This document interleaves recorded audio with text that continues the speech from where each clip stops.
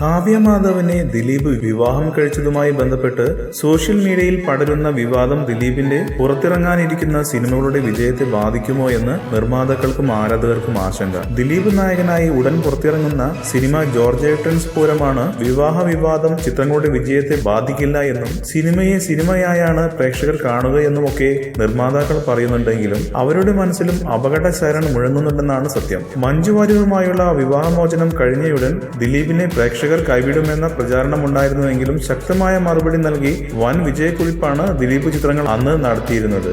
കൂടുതൽ സിനിമാ വാർത്തകൾക്കും വിശേഷങ്ങൾക്കും ഇപ്പോൾ തന്നെ സബ്സ്ക്രൈബ് ചെയ്യൂ മലയാളം ക്രിയേഷൻസ്.